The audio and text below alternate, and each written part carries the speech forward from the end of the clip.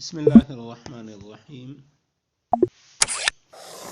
احکام پردہ میں ہمارا آج کا مذاکرہ ہے فیشن پرستی کے حوالے سے۔ فیشن پرستی یا تشبہ بالغیر، اغیار کے ساتھ، غیر مسلموں کے ساتھ تشبہ اختیار کرنا، یا مرد کا عورت کی طرح کا فیشن یا عورت کا مرد کی طرح فیشن اختیار کرنا۔ حضرت تھانوی رحمہ اللہ فرماتے ہیں کہ حق تعالی نے مرد و عورت میں فرق رکھا ہے۔ عورت کو مردوں کی برابری ظاہر کرنا اور ان کے مشابہ بننا جائز نہیں۔ اسی کو تشبہ بالرجال کہتے ہیں، یعنی مردوں کی سی صورت، شکل، چال ڈھال اختیار کرنا یہ حرام ہے۔ حضرت فرماتے ہیں کہ آج کل کی عورتوں میں یہ خبط بہت زیادہ پایا جاتا ہے کہ وضع قطع میں مرد بننا چاہتی ہیں، اور اگر ان کا بس چلے تو سچ مچ مرد ہی بن جائیں، مگر کیا کریں کہ یہ تو ان کے اختیار سے خارج ہے، لہٰذا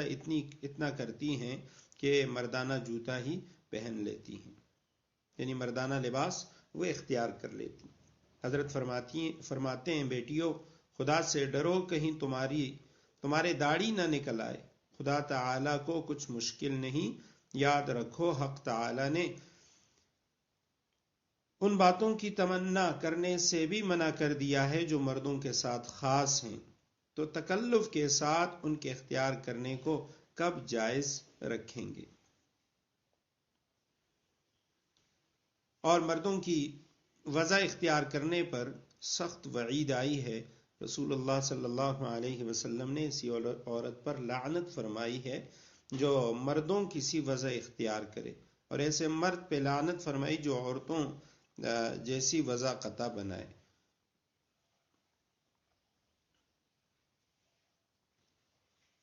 تو وضع قطع کے اندر یعنی لباس میں اور اسی طرح شکل و صورت میں، بالوں میں، دیگر جو فیشن ہیں ان میں مردوں کو عورتوں کی مشابہت یا عورتوں کو مردوں کی مشابہت اختیار کرنا یہ شرعاً درست نہیں ہے۔ حضرت مولانا عاشق الہی بلند شہری رحمہ اللہ ہندوستان کے بلند شہر میں پیدا ہوئے، دارالعلوم کراچی میں استاد رہے، اور مدینہ منورہ کے اندر وہاں ان کا انتقال ہوا، وہیں پہ ان کی تدفین ہوئی۔ تو حضرت نے اس حوالے سے اپنی کتاب میں بڑی عجیب یعنی مثال لکھی ہے ایک شخص کی، کہ وہ کہتے ہیں میں نے ایک مجلس میں دیکھا کہ وہاں پہ کوئی شخص وہ لگا ہوا ہے اور ٹیبلوں کے اوپر بڑے سلیقے کے ساتھ وہ برتن رکھ رہا ہے، برتنوں کو بڑے سلیقے کے ساتھ وہ ٹیبلوں کے اوپر رکھ رہا ہے۔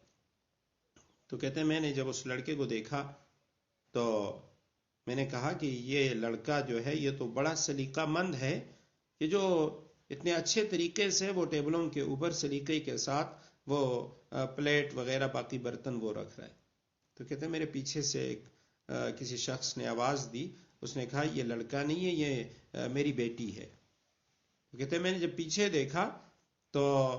عورتوں کی وضع قطع، بڑے بڑے اس کے بال، تو میں نے کہا کہ جی معاف کیجئے، میں نے سوری کیا، میں نے کہا مجھے پتہ نہیں تھا آپ اس کی والدہ ہیں۔ تو کہتے ہیں اس کو اور غصہ آیا، اس نے کہا جی آپ ٹھیک طریقے سے دیکھا کیجئے، جو میری بچی ہے اس کو آپ لڑکا سمجھ رہے ہیں، اور جو میں مرد ہوں، میں اس کا باپ ہوں، تو آپ مجھے اس کی والدہ کہہ رہے ہیں۔ تو کہتے ہیں اس شخص نے کہا کہ جی کیا کروں، میری آنکھوں کا قصور نہیں ہے، قصور آپ لوگوں کا ہے کہ جو تمہاری بیٹی ہے اس نے لڑکوں کی وضع قطع اختیار کی ہے، اور وہ اس نے اپنے آپ کو لڑکا بنایا ہوا ہے، اور آپ اس کے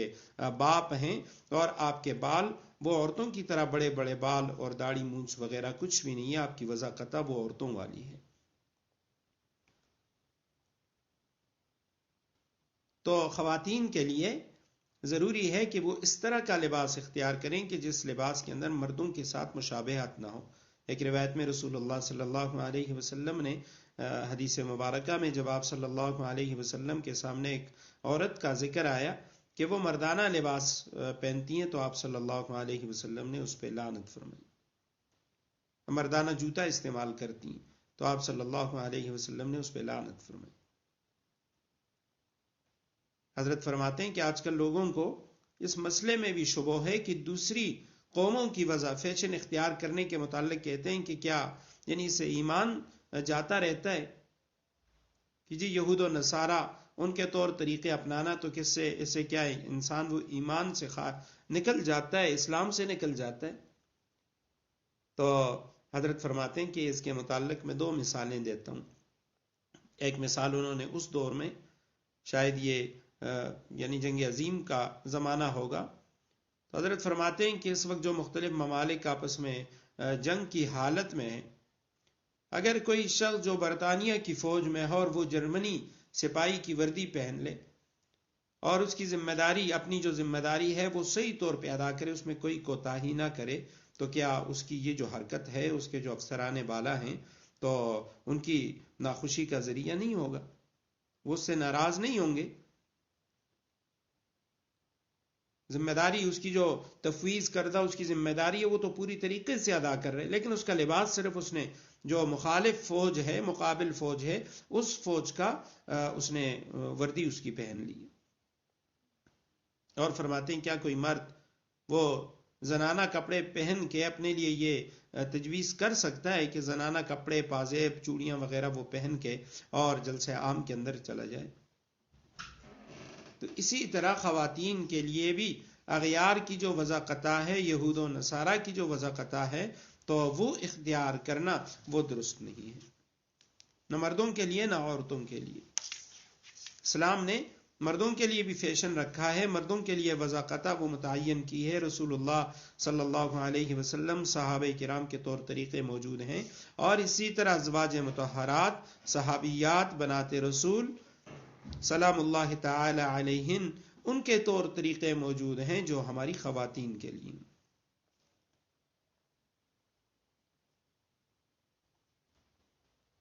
اور قرآن کریم میں اللہ سبحانہ و تعالی فرماتے ہیں وَلَا تَرْكَنُوا إِلَى الَّذِينَ ظَلَمُوا فَتَمَسَّكُمُ النَّارُ,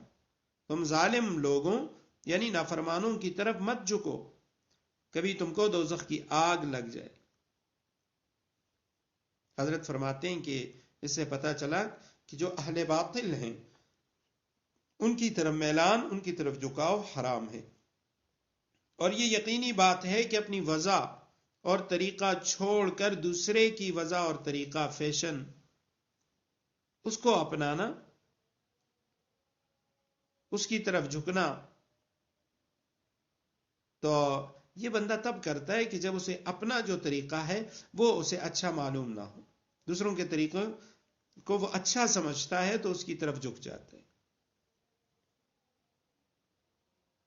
ابو داؤد اور مسند احمد کی روایت ہے, رسول اللہ صلی اللہ علیہ وسلم نے فرمایا جو شخص وضع یعنی فیشن وغیرہ میں کسی قوم کی مشابہت اختیار کرے وہ انہی میں سے ہے. عبداللہ ابن عمرو ابن عاص رضی اللہ تعالیٰ عنہ سے روایت ہے, رسول اللہ صلی اللہ علیہ وسلم نے مجھ پر 2 کپڑے ایک خاص قسم کے رنگ کے وہ رنگے ہوئے دیکھے تو فرمایا یہ کفار کے کپڑوں میں سے ہیں, ان کو مت پہنو. اور ابن عباس رضی اللہ تعالی عنہما کی روایت ہے, نبی کریم صلی اللہ علیہ وسلم نے فرمایا اللہ سبحانہ و تعالی لعنت کرے ان مردوں پر جو عورتوں کی شباہت بناتے ہیں, ان عورتوں پر جو مردوں کی شباہت بناتی.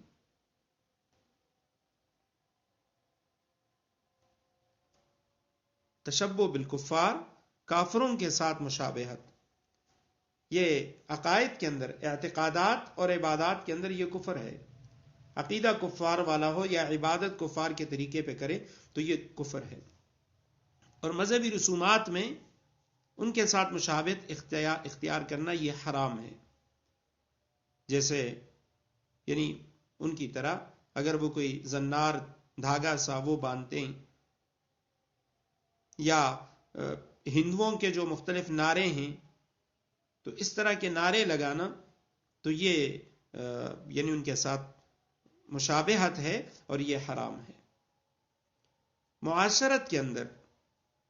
عبادات اور قومی شعار میں ان کے ساتھ جو تشبہ ہے وہ مکروہ تحریمی ہے. مثلا کسی قوم کا وہ مخصوص لباس استعمال کرنا جو خاص انہی کی طرف منسوب ہو، اور وہ چیزیں جو دوسری قوموں کی یعنی ان کی قومی وضع نہیں ہے، نہ ان کی مذہبی وضع ہے،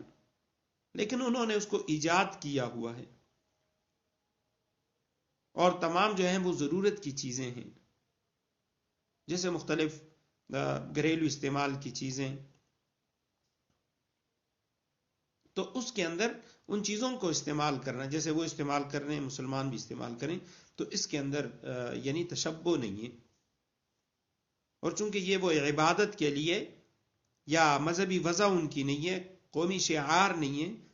تو لہٰذا ایسی چیزوں کا استعمال وہ علماء نے لکھا ہے کہ وہ درست ہے اور جائز ہے. اور اگر کفار کی کوئی خاص چیز ہو، خاص قسم کا لباس ہے، کوٹ پتلون وغیرہ اس طرح کی چیزیں، اور پھر اس کے بعد مسلمانوں کے اندر بھی اس چیز